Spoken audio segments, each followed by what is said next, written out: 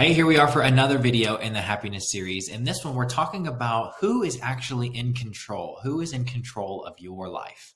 My name is Dr. Matthew Shem. I'm the owner of Peak Brain Performance Centers here in Colorado Springs. And the first thing we're going to talk about is a 2002 study of nearly 3,000 waged and salaried employees for the National Study of Changing Workforce. And they found that greater feelings of control at work predicted greater satisfaction in nearly every aspect of one's life.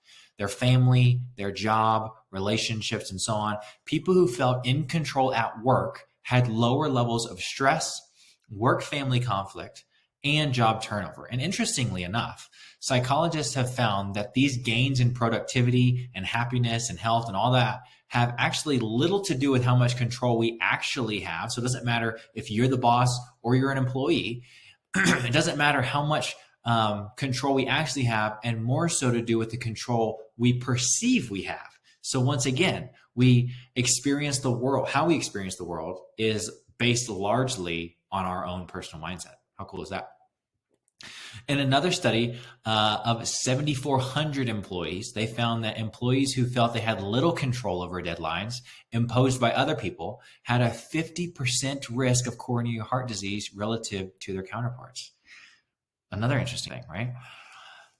In this study, researchers found that when they gave a group of nursing home residents more control over simple tasks in their daily lives, one being just putting them in charge of their houseplants, not only did their levels of happiness improve, but their mortality rate actually dropped in half. How cool is that?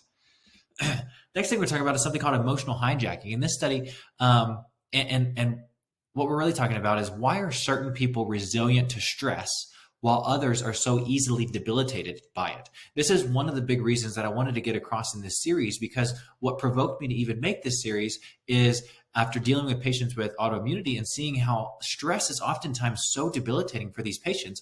And so in this study, they took two groups of people, both placed into a high stress situation while simultaneously tracking the brain function through the fMRI. When they compared the patterns, they found that in the resilient group, meaning that they didn't really cave to stress, the prefrontal cortex, the area in our brain that is responsible for logic and reasoning, lit up relative to the limbic systems, which are the more deep emotional centers of the brain.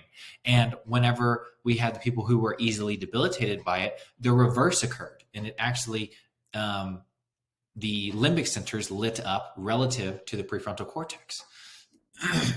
So now how do we put this all into action?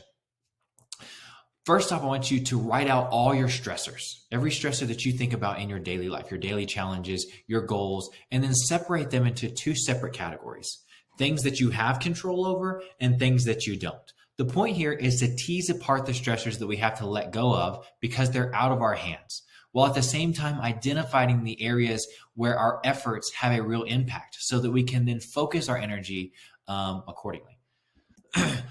Thank you. I hope you enjoyed that class. If you have any questions, feel free to email me or give my office a call. Other than that, I hope that you tune into the next one.